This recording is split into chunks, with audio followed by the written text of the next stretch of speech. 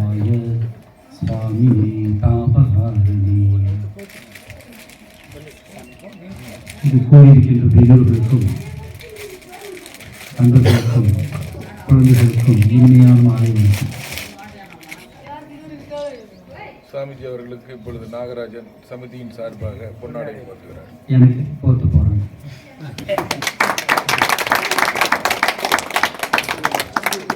ஒரு தடவை ஒருத்தர் கேட்டார், கடவுள்னா என்ன? கடவுள்னா என்ன? கடவுள்னா என்ன? யாரு கடவுள்? யார்? விவேகானந்தர்கிட்ட போய் கேட்டாங்க, கடவுள்னா யார், என்ன அப்படின்னு கேட்டாங்க. இங்க மைக்கு வேணா கொடுங்க அந்த அம்மாவுக்கும். வேதத்திலேருந்து புராணத்திலேருந்து உபனிஷத்துலேருந்து எந்த ஒரு விளக்கமும் சொல்லலை.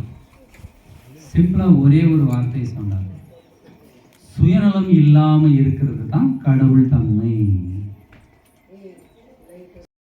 இல்லாமல் இருப்பது தான் கடவுள் தன்மை. சுயநலம்னாக்க நான் மட்டும் சௌக்கியமாக இருக்கணும், நல்லா இருக்கணும், மற்றவங்க கேடு கேட்டு போனாலும் பரவாயில்லை அப்படின்னு நினைக்கிற நல்ல மனசுக்கு பேர் சுயநலம் இல்லையா? சக மனிதர்களின் துன்பத்தை துடைக்க, அவங்க கஷ்டத்தை போக்க, அவங்களுடைய இன்பத்துக்கு காரணமாக இருக்க முயற்சி செய்கிறீங்களா? கடவுள் உங்களை தேடி வருவார். ஒரு பெரிய ஒரு வேடிக்கையை சொல்லுவார், கடவுளை விரும்புபவன் கடவுளை தேடுகிறான், மனிதனை விரும்புபவனை கடவுள் தேடுகிறான். யாரும் கை தட்டவே மாட்டேங்கிறீங்க.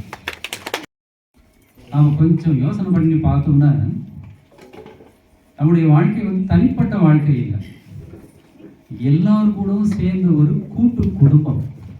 வசுதெய்வ குடும்பகம் அப்படின்னு வேதம் சொல்றது. நாம எல்லாருமே அந்த வாசுதேவனுடைய குழந்தைகள். அந்த ஒரே கடவுள் வச்சு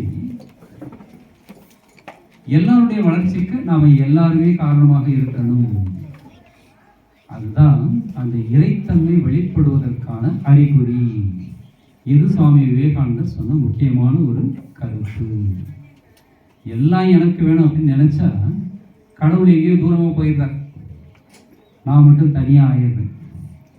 எல்லாரும் நல்லா இருக்கணும் அப்படின்னு நினைச்சாக்கா கடவுள் நம்ம மூலமா வேலை செய்கிறார்.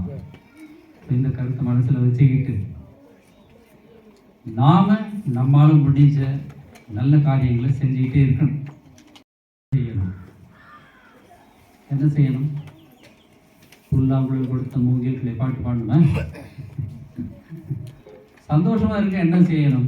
அவர் ரொம்ப சிம்பிளா சொன்னார், மற்றவங்களுக்கு சந்தோஷத்தை கொடு, மகிழ்வித்து மகிழ் அப்படின்னு சொன்னார். ரொம்ப சிம்பிள்.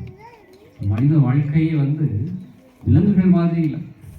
விலங்குகள் கூட நீங்க பார்த்தீங்கன்னாக்கா இந்த சிங்கம், புலி இதெல்லாம் மற்ற மிருகங்களை தான் தாக்கும், தன்னுடைய கூட்டத்தை தாக்காது.